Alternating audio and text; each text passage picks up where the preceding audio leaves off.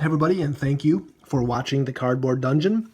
My name is Pat, and I am reviewing the Protectorate Starfighter expansion for X-Wing, a ship I'm very excited about. This is a Mandalorian ship. They've been featured prominently in both the Clone Wars and Star Wars Rebels TV shows. Mandalorians, of course, where Boba Fett and Sabine Wren get their iconic armor, sort of a big deal in Star Wars lore. Now, this ship gives Scum and Villainy its first dedicated Arc Dodger archetype. They've toyed around with it a little bit with the Star Viper, but that ship did not really fill the role as effectively. But what we're going to see here is a ship that's very similar to the TIE Interceptor in both its maneuver dial options, stat line, and action bar. But where your typical Arc Dodger wants to stay out of enemy arcs, get around to the side and behind them where they're safe, the Protectorate Starfighter, it takes a little different approach. This ship has some tools that benefit it when it gets into range 1 and inside an enemy ship's firing arc. So typically that's exactly where an Arc Dodger does not want to be, but we're going to take a look and see how effective it can be when it can get where it wants to be.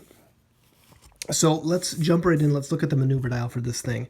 Now, like I said, very similar to TIE Interceptor. In fact, the standard maneuvers are exactly the same, with the exception of the straight speed 4 being white instead of green. On the TIE Interceptor, it is green, but they have all the same moves, normal moves, as the TIE Interceptor. They've got the 1-speed turn.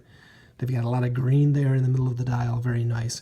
But this ship also has a Talon roll option at speed 2, and then it's got its K-turn at speed 4, and that's the only red on the dial, are the Talon roll and the K-turn. So highly maneuverable, very fast, just about every option. Can't go very slow, no speed 1 straights or banks, but there's a lot of good stuff on this dial. You can definitely see that this ship is going to be able to perform like a TIE Interceptor. And the Talon rolls, I think, put it over the top. In fact, I'm going to say I like this dial better than the TIE Interceptor, just for that Talon roll ability. It's a very cool maneuver and works well with this ship. So let's get into the stat line. Again, like I said, similar to TIE Interceptor, we've got a 3 attack, 3 agility, and 4 hull. So 1 hull more than a TIE Interceptor, 0 shields. On the action bar, we've got focus, target lock, barrel roll, and boost. So that barrel roll boost combination, of course, very critical for a dedicated Arc Dodger. Getting both of those actions, if you have something like push the limit, where you can really move around after executing your maneuver, is really great. And now on the upgrade bar, all of five of the 6 pilots in this expansion have an elite option, but 1 doesn't. But every Protectorate Starfighter has a torpedo slot as well. Let's dive right in here with the top ace, Fen Rao, with a pilot skill of 9, 28 points. And this is Scum and Villainy 3rd pilot skill 9 after Talonbane Cobra and Dengar. So they've got 3 of them now. They're catching up. Fen Rao says his ability, when attacking or defending, if the enemy ship is at range 1, you can roll 1 additional die. So attacking at range 1, this guy rolls 5 dice. Now, that's really good. Really good, really simple. Arc Dodgers like to be at range 1, so I love it. I mean, great ability, fantastic. All right, let's move on. Old Tarok. Pilot skill of 7, 26 points. Elite option as well. At the start of the combat phase, you may choose 1 enemy ship at range 1. If you are inside its firing arc, it discards all focus and evade tokens. So here we see the first indication that these pilots want to be inside the enemy firing arc, and they want to be at range 1. Now this right here is a nightmare for pilots like Soontir Fel. If this guy gets inside his firing arc at range 1, he's going to lose all of those tokens that his ability gives him. And basically, he's going to be in trouble. So, but of course, Old Tarak is going to be in some trouble too if Soontir is at range 1 of him. And that's the big weakness of this ship, I think. Getting in range 1 and inside the firing arc of enemy ships, and you have no shields, I mean, this ship could just melt as well pretty easily, so you got to be careful about that. But we're going to see a couple tools here that are going to help it out. Moving along here, we've got Cad Solus, pilot skill of 6, 25 points, elite slot as well. After you execute a red maneuver, assign 2 focus tokens to your ship. So very cool. We've got 3 red maneuvers on the dial, of course. The Talon rolls in both directions and the K-turn. So focus tokens, you got 1 for offense, 1 for defense, 2 against multiple enemy attacks, whatever you need. Very nice.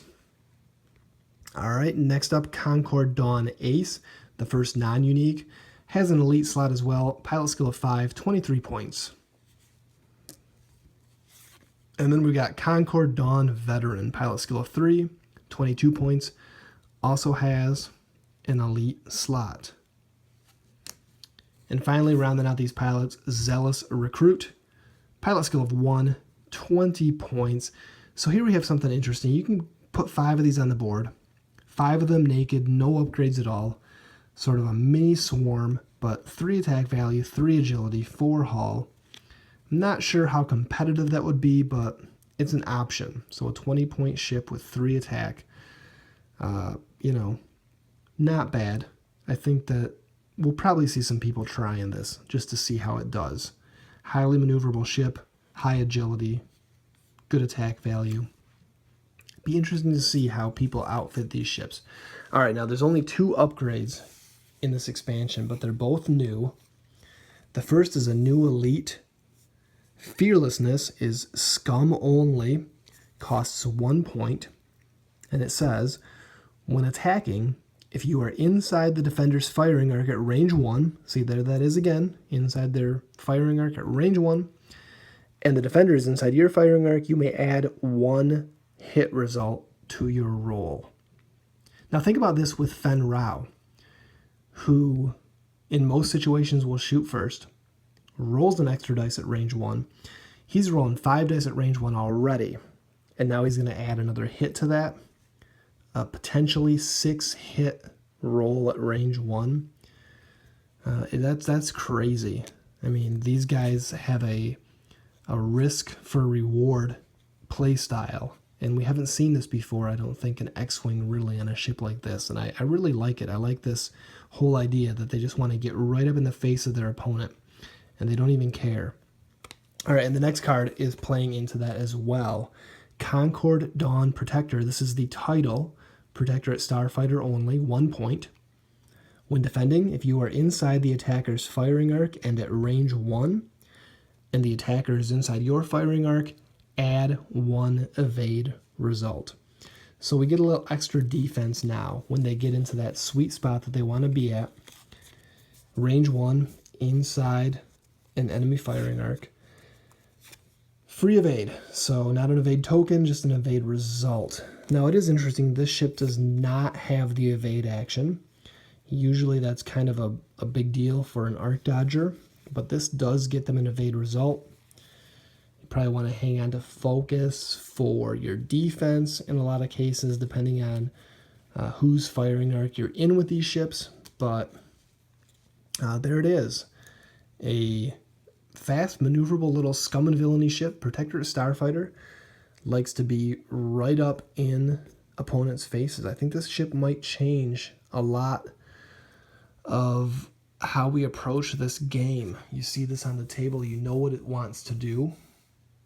If you're flying an ace like Soontir Fel, I think some of these pilots, Old Tarak in particular, are going to scare you a little bit. You do not want this guy to get in your face.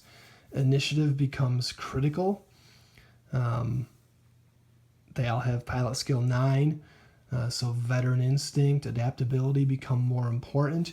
You don't want to lose initiative as a lot of aces against a pilot like Old Tarak. You don't want him to be able to move after you and get right in your face where he wants to be and strip all your tokens before making a big attack right up in front of you.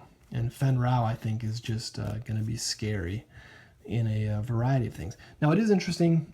Boost is on the action bar on this ship, which means auto thrusters is an automatic consideration. However, they want to be where auto thrusters don't want to be. So auto thrusters, you don't want to be in range 1, or you don't want to be in their firing arc. You want to be at range 3, or you want to be outside of their arc when you're going after turreted ships. I still think that auto thrusters is like 80% auto include on these ships just for those range 3 engagements, and when you have to go against turreted ships, which are still a pretty big deal, and we've got the new Millennium Falcon coming out soon.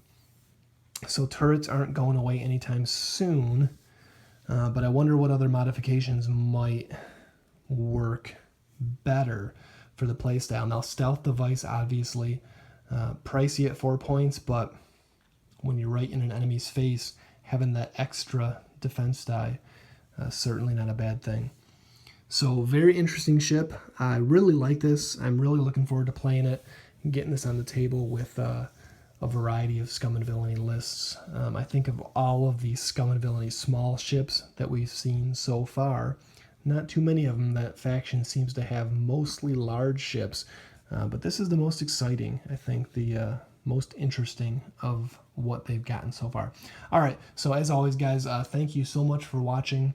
I am going to start trying to post to Facebook more, so look us up on Facebook as a Cardboard Dungeon, and I hopefully will have some X-Wing related posts for you guys there that you can comment on and sort of follow along. And we'll be back with the rest of Wave 9 reviews. Thanks.